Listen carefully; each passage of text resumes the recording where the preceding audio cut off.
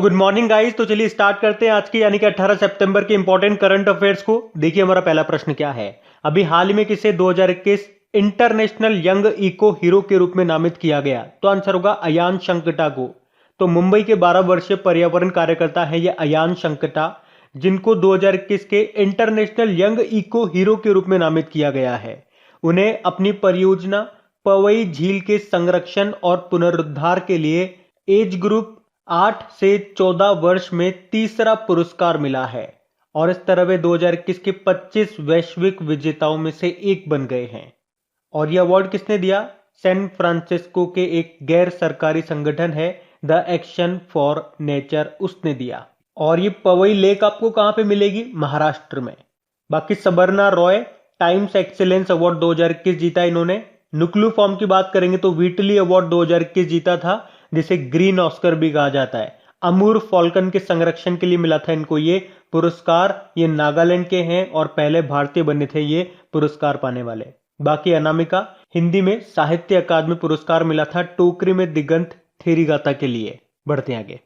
फिर बताइए, अभी हाल ही में हमारे जल शक्ति मंत्री ने किस वर्ष तक देश के हर प्रखंडों यानी कि ब्लॉक्स में वाटर टेस्टिंग लैब स्थापित करने का लक्ष्य रखा? तो आंसर होगा 2023 तक। तो अभी हमारे जो केंद्रीय जल शक्ति मंत्री हैं कौन? गजेंद्र सिंह शेखावत, जिनका निर्वाचन क्षेत्र कॉन्स्टिट्यूएंसी है राजस्थान जोधपुर। अभी उन्होंने बताया कि 2023 तक देश के सभी ब्लॉक्स में वाटर टेस्टिंग लैब स्थापित करने का लक्ष्य रखा गया है और अब तक 2000 से ज्यादा मान्यता प्राप्त लैब स्थापित भी किए जा चुके हैं। चलिए एक प्रश्न का जवाब दीजिए। 100% हर घर जल वाला पहला राज्य कौन सा बना था? गोवा। और गोवा से याद रखना, मुफ्त पानी पाने के लिए पानी बचाओ योजना इन्होंने शुरू की थी। और 24 घंटे सातों दिन नल से स्वच्छ जल देने वाला पहला शहर बना कौन सा? उड़ीसा का पुरी। और केंद्र सरकार का लक्ष्य क्या है? हर घर जल का 2024 का है।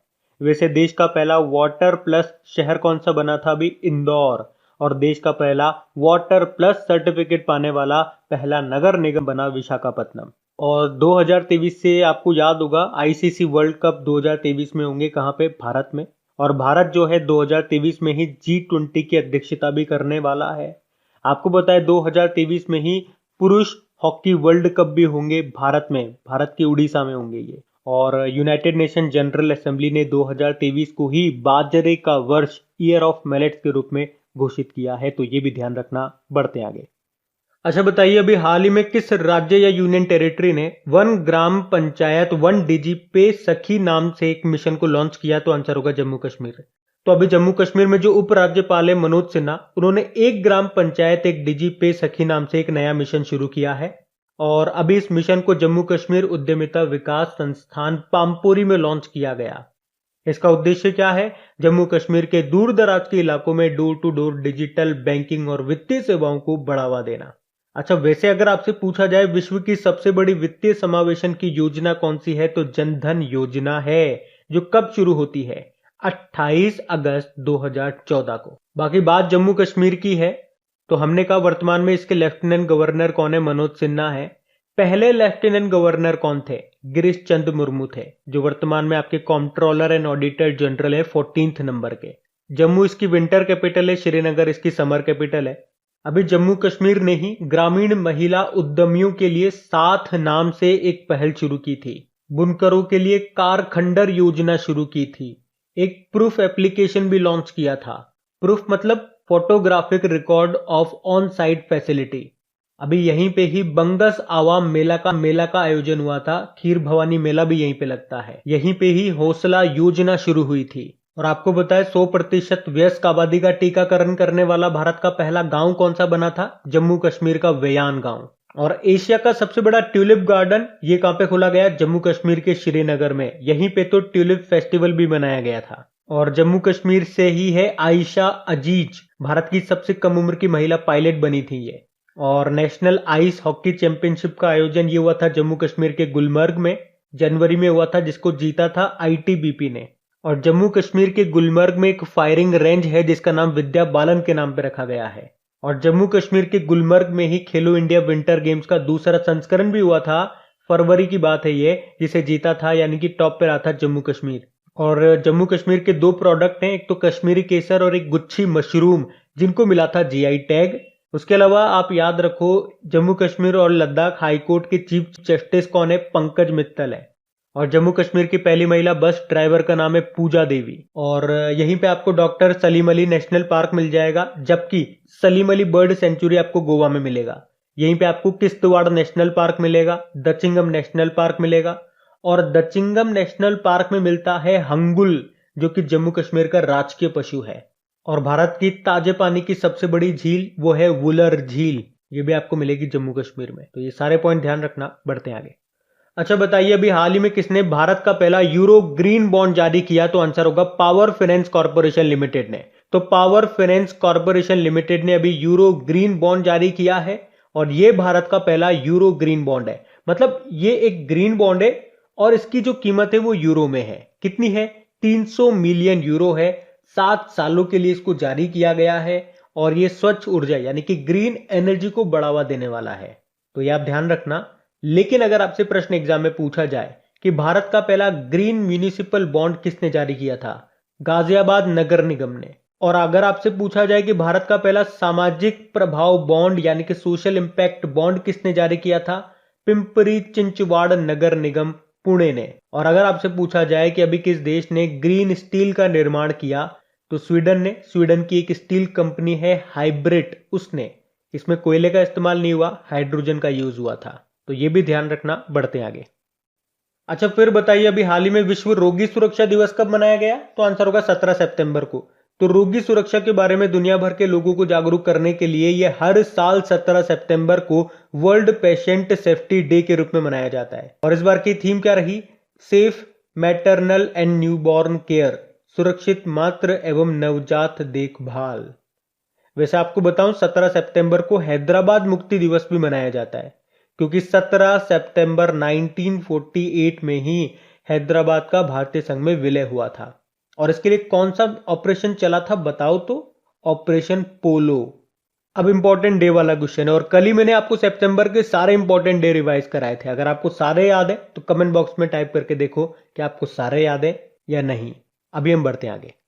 फिर बताइए, अभी हाल ही में पश्चिम बंगाल के नए महाधिवक्ता यानी कि सॉलिसिटर जनरल कौन बन गए? तो आंसर होगा गोपाल बनर्जी। तो अभी तक पश्चिम बंगाल के जो महाधिवक्ता थे किशोर दत्त, उन्होंने इस्तीफा दे दिया। तो अब उनकी जगह पे गोपाल मुखर्जी को पश्चिम बंगाल का नया सॉलिसिटर जनरल नियुक्त किया गया है। अब ये तो हो गए गोपाल बनर्जी।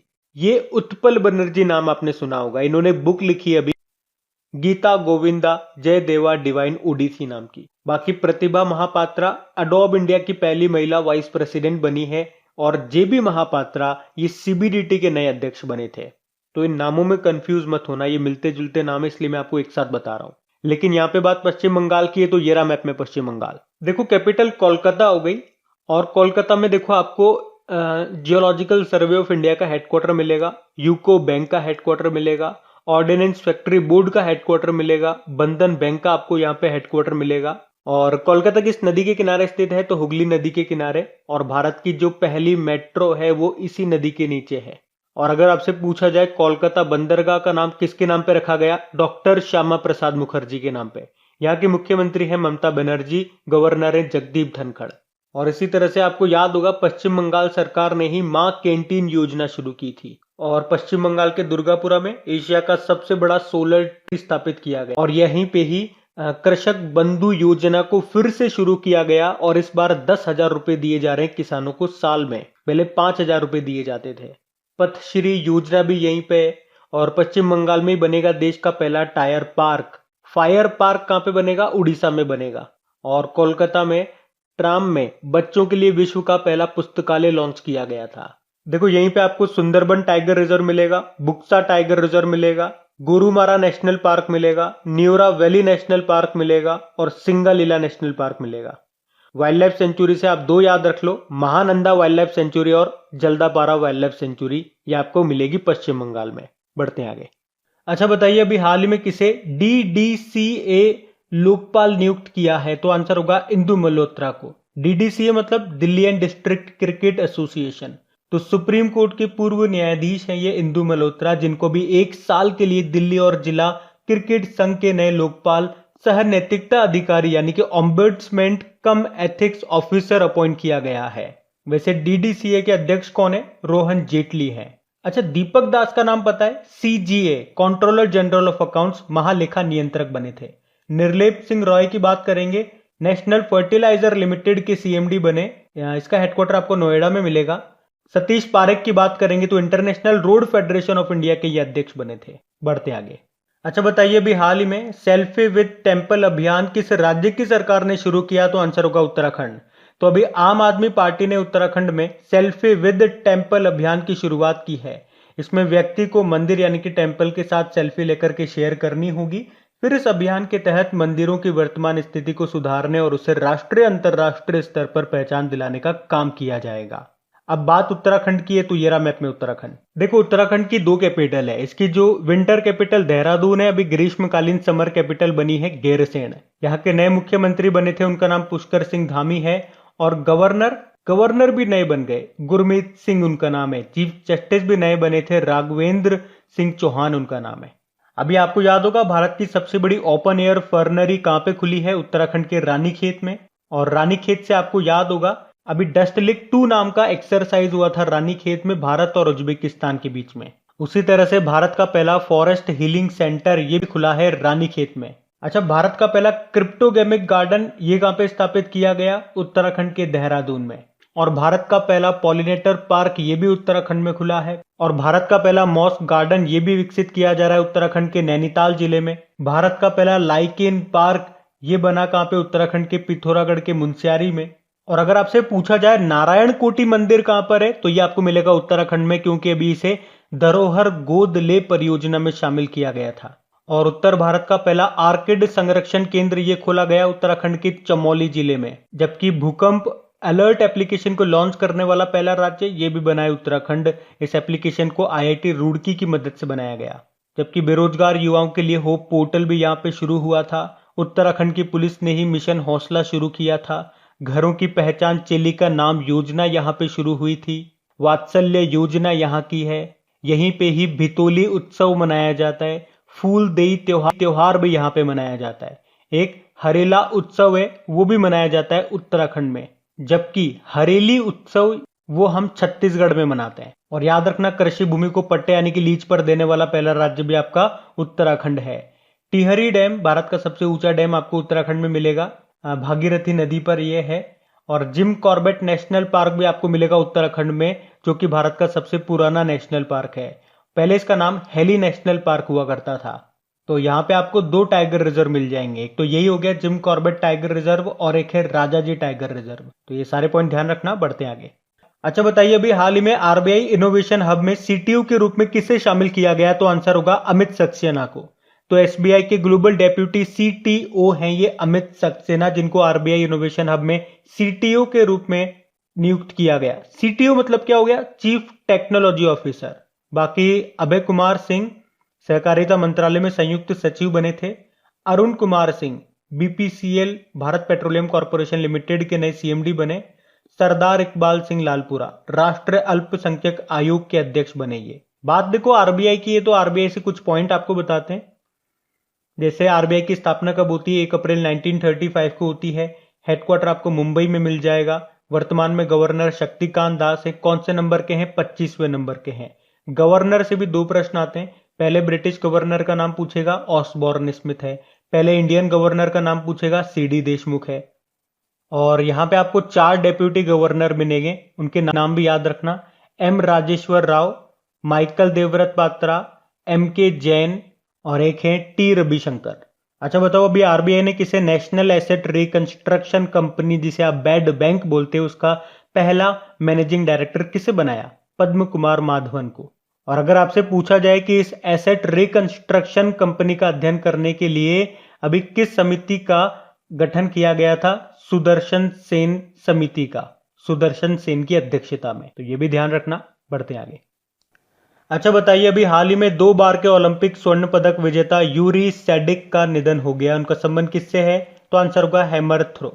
तो डबल ओलंपिक हैमर थ्रो है ये स्वर्ण पदक विजेता यूरी सैडिक, जिन्होंने 1991 तक सोवियत संघ का प्रतिनिधित्व किया। अभी उनका निधन हो गया। उन्होंने 1986 में स्टटगार्ट में यूरोपियन चैंपियनशिप में 86.74 मीटर की थ्रो के साथ हैमर थ्रो का वर्ल्ड रिकॉर्ड बनाया, जो अभी भी किसी से नहीं टूटा है। एक्चुअली में उन्होंने 1976 के मॉन्ट्रियल ओलंपिक में पहला गोल्ड जीता था और 1980 के मॉस्को ओलंपिक में दूसरा गोल्ड जीता था। अच्छा, एक और नाम मैं आपको बता रहा हूं। भारत के पूर्व फुटबॉलर और मोहन बागान के कप्तान थे भवानी रॉय, उनका भी अभी निधन हो गया है। ओलंपिक की बात है तो अभी जो टोक्यो ओलंपिक हुए थे, अगर आपसे पूछा जाए कि उसमें भारत ने टोटल कितने मेडल जीते, 7 मेडल जीते थे, जिसमें से 1 गोल्ड था, 2 आपके सिल्वर थे और 4 ब्रोंज थे। और जो टोक्यो पैरालंपिक, और इस तरह से भारत इसमें 48 नंबर पे रहा था लिस्ट में। और जो टोक्यो पैरालंपिक हुए थे उसमें भारत ने टोटल 19 मेडल जीते हैं, जिसमें से 5 गोल्ड आए हमारे पास। और इस तरह से मेडल की लिस्ट में बात करोगे तो भारत 24वें नंबर पर रहा था। इंटरनेशनल ओलंपिक कमेटी का हेडक्वार्टर ल्यूजेन स्विट्जरलैंड में है। तो बात करेंगे कल के वीडियो में पूछे गए प्रश्न के उत्तर की। तो कल के वीडियो में आपसे पूछा था कि अभी किसने शिक्षा में नवाचार के लिए यूनेस्को साक्षरता पुरस्कार जीता है, तो आंसर होगा नियोस, यानी कि national institute of open schooling ने। आप सभी ने प्रश्न का बिल्कुल सही उत्तर दिया। और गाइस, सेशन अच्छा लगा हो तो इसे लाइक करके अपने दोस्तों के साथ में कम से कम एक स्टडी ग्रुप में इसको शेयर जरूर करना। और हाँ, अगर आप में से कोई इस वीडियो को वेरी फर्स्ट टाइम देख रहा है तो आपको बता दूं कि इसके अलावा डेली करंट अफेयर्स के रिवीजन के लिए एक ऑडियो पर डे में बना रहा हूं। उस ऑडियो को आप जरूर सुना करें। नीचे डिस्क्रिप्शन में आपको ऑडियो रिवीजन के नाम से एक लिंक दिया गया है। जब आप उस लिंक पे क्लिक करेंगे तो आपको मेरी एक ऑडियो प्रोफाइल मिलेगी। वहां पे फॉलो का ऑप्शन आएगा, उस पर क्लिक करके आप मुझे फॉलो कर लीजिए, जिससे कि आपको सभी इंपॉर्टेंट टॉपिक्स की ऑडियोज मिलती रहे। Thank you guys.